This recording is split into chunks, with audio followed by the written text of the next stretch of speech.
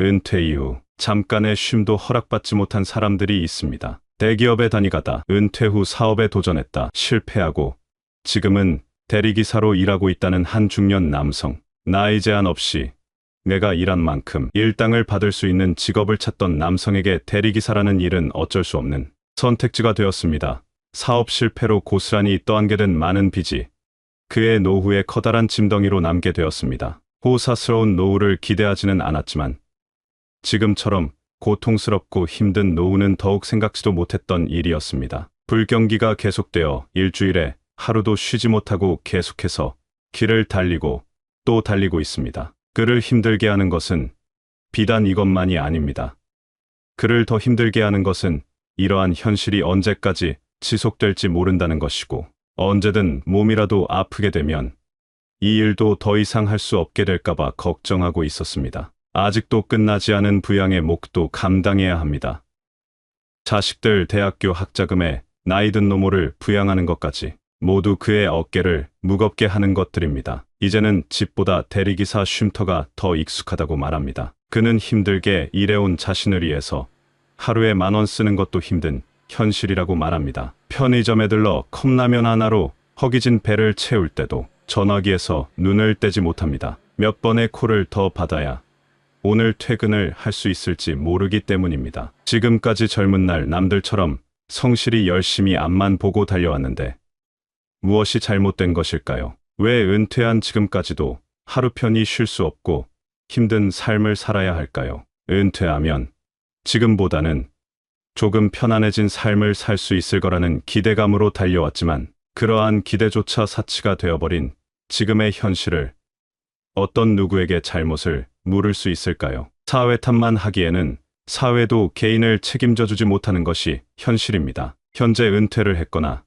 은퇴를 앞두고 있는 60년대생들은 사적으로는 부모를 부양하는 동시에 자식도 부양하고 자기 자신의 노후까지 스스로 책임져야 하는 세대라고 합니다. 그래서 마처 세대라는 말이 있습니다. 부모를 부양하는 마지막 세대이자 자식에게 부양받지 못하는 마지막 세대라는 말이라고 합니다. 끝날 것 같지 않은 부양의 쳇바퀴 속에서 마음대로 늙는 것도 힘든 60년대생들. 아직은 힘이 있어 무슨 일이라도 찾아서 한다지만 아무리 100세 시대라고 한들 몸이 언제까지 버텨줄지 알 수 없어서 더욱 힘들다고 그들은 말합니다. 부모도 부양하고 자식들 공부시키느라 노후를 스스로 준비해야 한다고는 미처 생각하지 못한 대부분의 60년대생들. 은퇴를 하고 나서야 노후 준비를 시작했다는 수많은 중장년들이 있습니다. 매체들이 본격적으로 860만 은퇴 쓰나미가 몰려온다고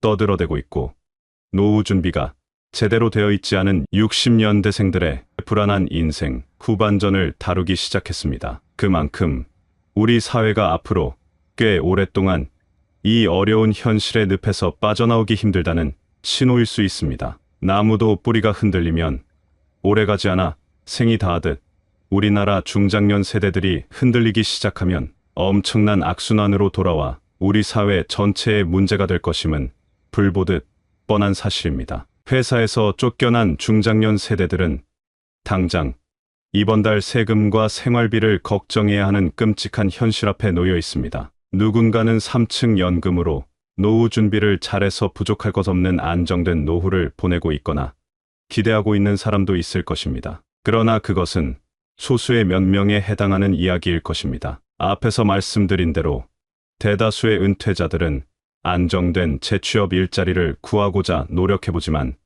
찾아주는 이 하나 없어 알바 자리나 계약직을 전전해야 하는 실정입니다. 모든 것이 기계화되어가는 4차 산업혁명 AI 시대이다 보니 일자리는 점점 줄고 청년 세대들도 구직을 하지 못해 부모들에게 빨대 꼽고 집에서 노는 캥거루족 청년들이 있다는 이야기는 많이 들어보셨을 겁니다. 그러니 은퇴한 중장년들이 좋은 일자리를 구하는 것은 하늘의 별 따기 같은 일이 된 지 오래입니다. 특히 50대에 회사 사정으로 정년도 못 채우고 일찍 퇴직하게 된 경우 어쩔 수 없이 재취업을 위해 구직 시장에 뛰어들어도 제대로 된 일자리는 별로 없습니다.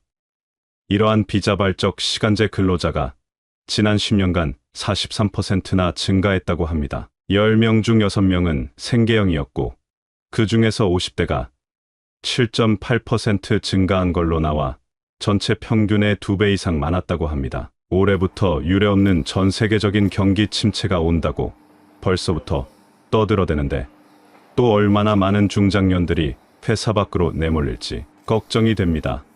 또한 퇴직자들의 약 70%가 퇴직 후유증을 앓는다고 합니다. 퇴직 후유증이란 퇴직 후에 겪게 되는 분노와 좌절감, 상실감과 같은 감정 변화와 정체성의 혼란을 겪으면서 가족과 사회에 적응하지 못하는 것을 말합니다.